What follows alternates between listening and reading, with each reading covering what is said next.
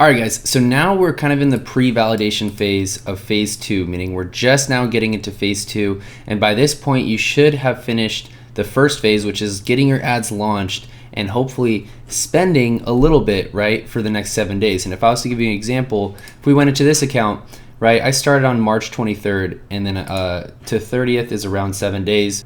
And these would be my results, right? I got 77 sales, $18 cost per conversion, which is great. Now, the return on ad spend overall for this would be anywhere from about a 2.5 to 2.75 right off the bat, which is really good.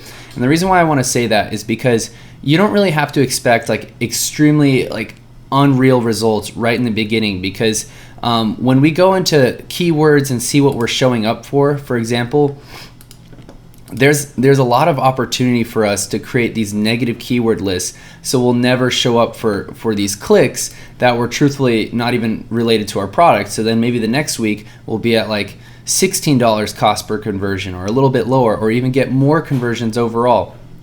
And so what I just want to say is our little phase one test, this is just to get us off the ground and our base. Now, how do we analyze whether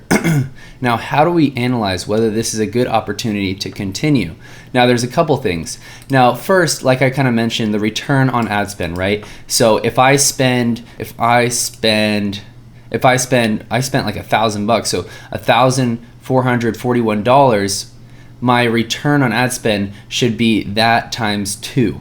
That should be the minimum, in my opinion, for me to keep going with this business and see a good opportunity. Just because there's so many good opportunities out there, if I don't see that, then I would be a little bit weary to continue.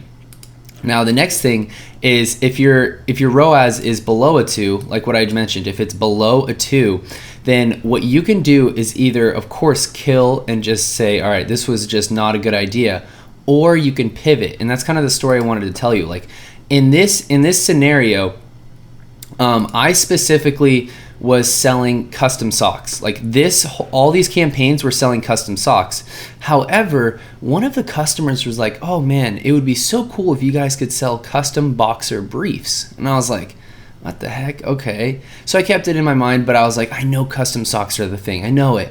But then I was still like, okay, I could also pivot into custom boxers. And little did I know, like this campaign, right, was a 2.5, 2.75, but my custom boxers campaign, that made me over 150 grand in profit. That was like a 4.5 return on ad spend. I spent a ton, and it went absolutely bonkers. But the thing is that I had the ability to pivot in the same niche. So I was in this custom giftables niche, and if I was to kind of draw a little diagram, like we're in this little first phase, right, where you launched your ads. And guys, if you if you had trouble launching your ads, or something wasn't running, or the merchant center wasn't linking, or whatever, then you just need to contact support and get a couple things fixed. Don't let that stop you. This is too good of an opportunity to just pass up. That'd be really sad. So this is about 7 days we ran our ads, right? We gathered at least some type of data.